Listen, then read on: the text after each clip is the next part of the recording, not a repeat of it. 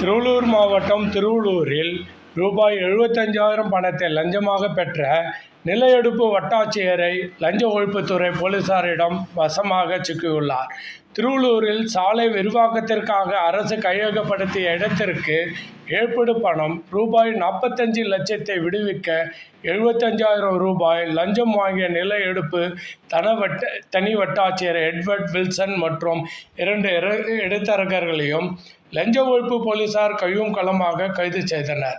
திருவள்ளூர் மாவட்டத்தில் போக்குவரத்து நெரிசலை கட்டுப்படுத்தும் நோக்கில் சாலைகளை விரிவாக்கம் செய்யும் பணிகள் கடந்த 1 வருடங்களுக்கு மேலாக நடைபெற்று வருகிறது. இந்த நிலையில் எண்ணூர் முதல் மகாபலிபுரம் வரை செல்லும் சாலை விரிவாக்கத்தின் ஒரு பகுதியாக திருவள்ளூரில் இருந்து ஸ்ரீபெரும்புத்தூர் பகுதி சாலை விரிவாக்க பணிகள் நடைபெற்று வருகிறது. இந்நிலையில் அதற்காக நிலம் கையகப்படுத்தப்பட்டு இழப்பீட்டுத் தொகை அரசின் சார்பில் வழங்கப்பட்டு வருகிறது. அதன்படி திருவள்ளூர் அடுத்த போலிவாக்கம் பகுதியில் இயங்கி வரும் வேல்யூ ஸ்பேஸ் என்ற நிறுவனத்திற்கு சொந்தமான இடத்தை கையகப்படுத்திய அரசு அதற்காக சுமார் 45 லட்சம் ரூபாய் இழப்பீட்டுத் தொகை கொடுக்க வேண்டி இருந்தது.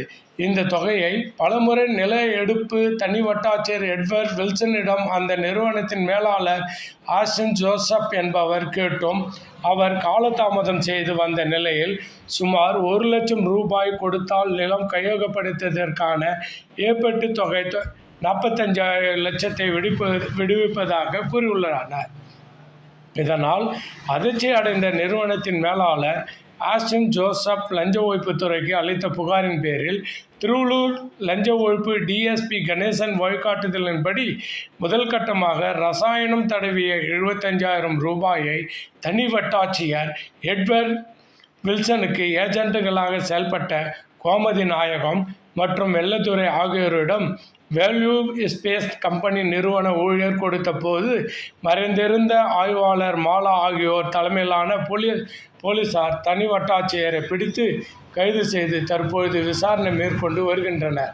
மேலும் அவருக்கு லஞ்சமாக கொடுக்கப்பட்ட 75,000 ரூபாயை கைப்பற்றிய லஞ்ச ஒழிப்பு போலீசார் ஏஜென்ட்டுகளாக செயல்பட்ட கோமதி நாயகம் மற்றும் துரை ஆகியோரையும் கைது செய்து விசாரணை செய்து வருகின்றனர். மேலும் இதுவரை அரசு கையகப்படுத்திய நிலத்திற்கு இதுபோன்று எவ்வளவு ரூபாய் லஞ்சம் வாங்கியுள்ளனர் என்பது குறித்தும் லஞ்ச ஒழிப்பு போலீசார் துருவி 3 பேரிடம் விசாரணை மேற்கொண்டு வருகின்றனர்.